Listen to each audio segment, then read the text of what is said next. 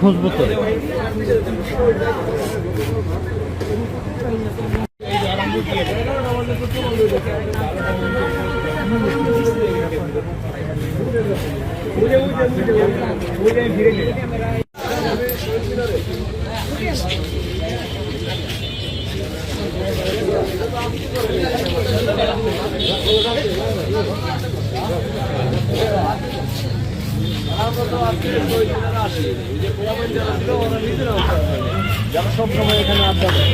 এখানে তো দিন রাত লোক থাকে, আমাদের গাড়িও থাকে সবসময় এখানে।